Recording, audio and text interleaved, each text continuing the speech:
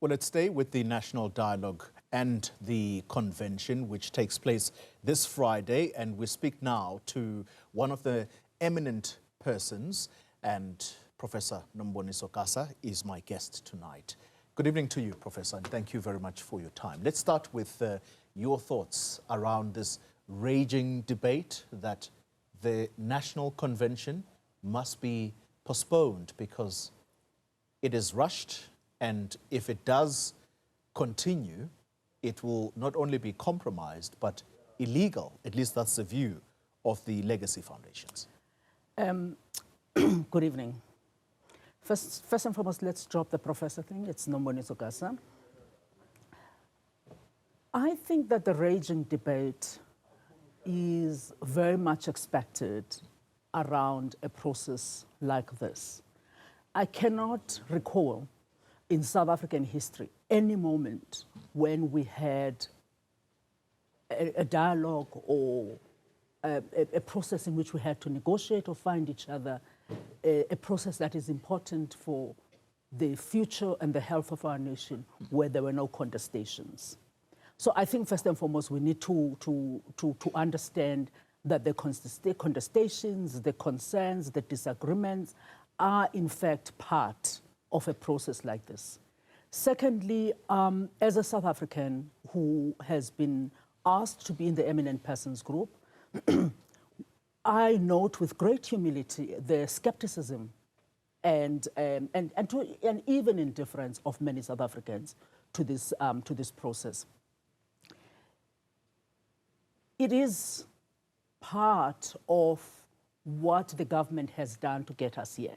There is skepticism that this will be another talk shop, and this is based on the fact that a number of key moments in this country have been missed because the government doesn't implement recommendations. So that skepticism is understood, and I'm hoping that in the process of rolling out the national dialogue, some of those questions will be answered and that people will have more confidence into the process. Let's talk about the discomfort that people seem to suggest has to do with government's hand being more visible in this, whereas it should be citizen-led.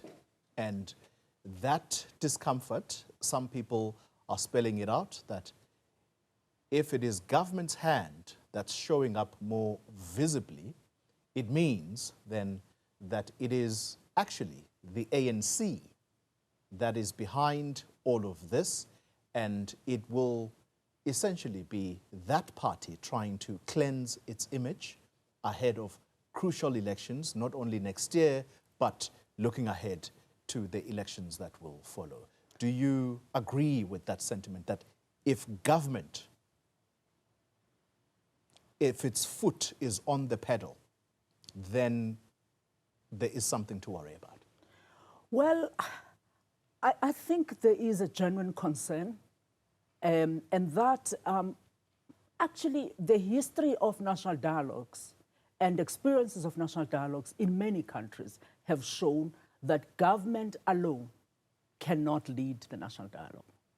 And in the same way that we would agree that the convention, the legacy foundations alone cannot lead the national dialogue. The political class on its own cannot lead the national dialogue. And if you look at the way in which the convention organizing committee has been structured, a lot of people in that committee, I would find it very difficult to believe that they would be dictated upon by government. So we do have to be confident in the ability of South Africans to state their positions independently of government. One of the issues that we have never really resolved around this was, where would the funding come from? Does the fact that funding comes from taxpayers released through the presidency at the moment, or even allocated through the National Treasury to the NEDLEC process, does that mean that government controls the national dialogue? I think if we see the national dialogue as a space of contestation And if we understand South Africans as people who are able to articulate their position, who, without any fear, there will be fights in the National Convention, and there will be fights in the National Dialogue, and part of it would be whose voices are heard.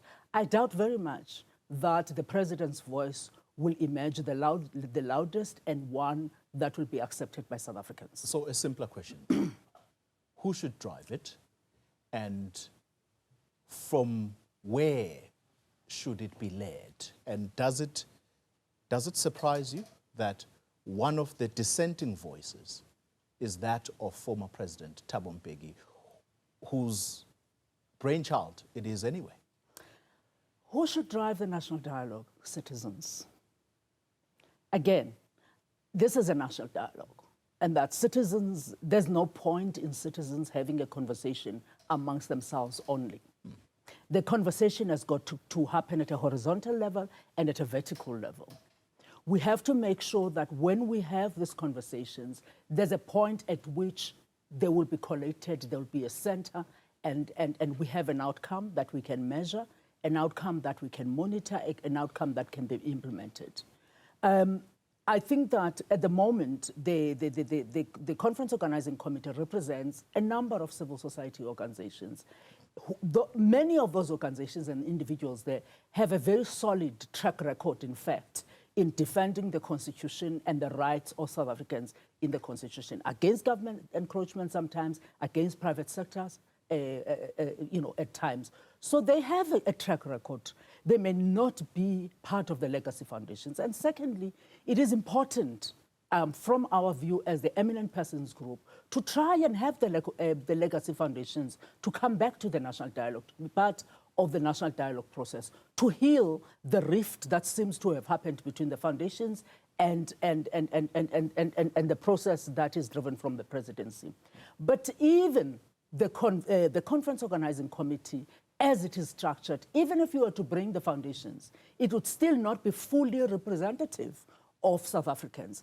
As we get into the National Convention, there has to be a commitment that the structures that are going to come out of that are not going to be finalized. We would like, for example, personally, and now I'm not expressing the view of the Eminent Persons Group, I would like, for example, to see more people from grassroots movements. I would like to see more people from our churches. I'd like to see more people that are part of social movements that have been in coalition with the government in the last 30 years. So there's space in this thing to expand it. I think that the national dialogue, the final word cannot be said until at that point in the second national convention, when we say this process is over and we now put a full stop to this. Still understanding that this country, even post that, needs to continue to find itself, needs to continue to figure out how we can address the problems that we have. You spoke earlier about the political class that shouldn't lead this. It leads me to the question about more and more political parties who are pulling out, at least on the initial round, which is the National Convention that's taking place this Friday.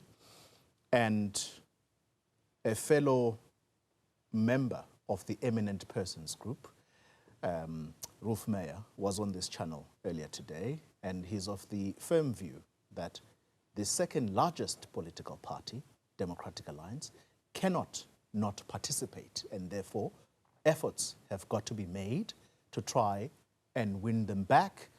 What about the others? That's the question I'm putting to you.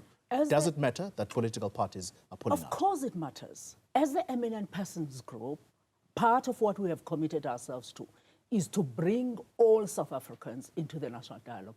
Political parties, not only the Democratic Alliance, political parties, EFF, Umkhonto weSizwe Party, Freedom Front Plus, they represent key constituencies in this country. Can I interrupt you? Yeah.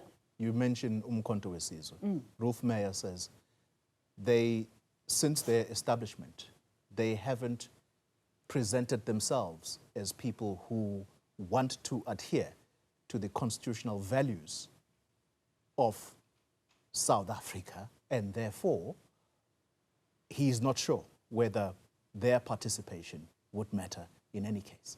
It is not for us as the Eminent Persons Group to decide who whose voice should matter. The fact is South Africans voted for them. The fact is they represent a particular constituency, and that our view as the Eminent Persons Group is that all political parties, especially those that are represented in Parliament, that our effort should be to reach out to them and engage with them. And I don't think we should panic that much. The national dialogue has not started. The convention is the launch, the formal launch of the national dialogue. If you remember, before elections, Inkatha Freedom Party, which was a key party in the pre-1994 process, it came in overnight. I don't think, part of what humans do is that we quickly forget yesterday, because we have so many issues that preoccupy our minds right now. This process is messy. It is a human process. It is a process in which we contest the meaning of the Constitution. We have to agree what those values are. And yes, there will be controversies and there will be fights. But I think that the door should not be closed for any South African who wants to be part of the process and make a contribution. I want to ask you a question about the Eminent Persons Group and you being part of that. But quickly before I get there, is it too simplistic a view to see these differences as a fight, a Cold War, I think the Sunday Times would have termed it, between President Ramaphosa and President Mbeki? The problem is that our national discourse is very preoccupied by palace politics. And this is a universal problem.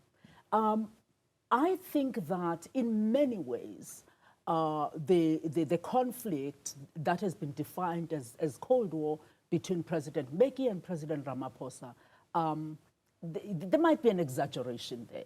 But if you don't characterize it in that kind of way, there's no drama.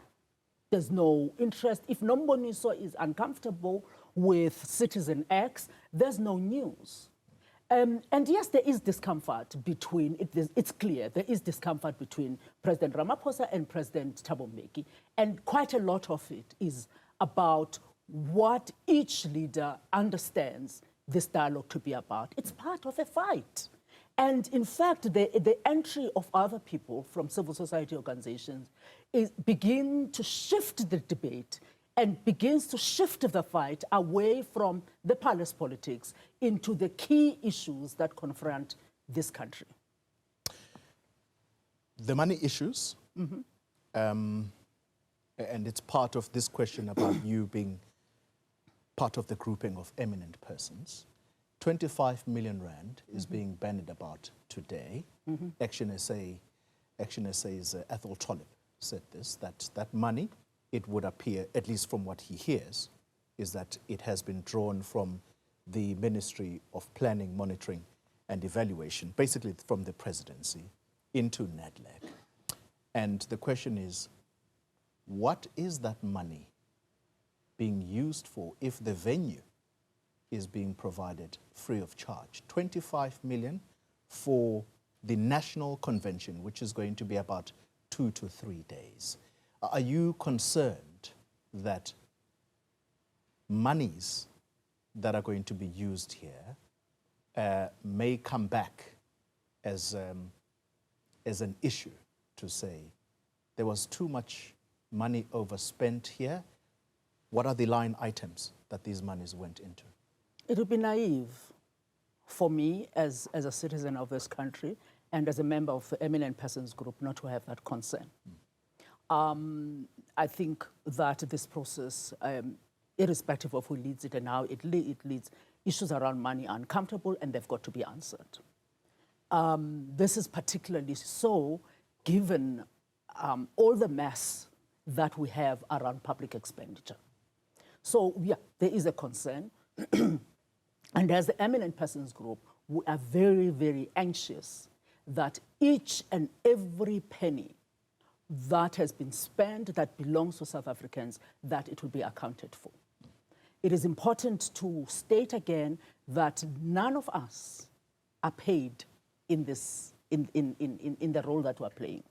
And none of us, all 32 of us, do not want to be paid. So we get no enrichment from this, we get no personal benefits at that level, but also that we are preoccupied with ensuring that the money that South Africans have put into this, because whether it comes from National Treasury, whether it comes from the Monitoring and Evaluation Unit in the presidency, it is taxpayers' money.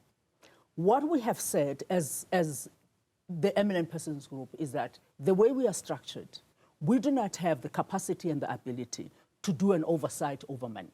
So what we want is to ensure that the PFMA processes that are recognized as part of the statute of this country will be applied. We will receive reports about how money has been spent. We will receive reports about how media communication has been arranged, et cetera, et cetera.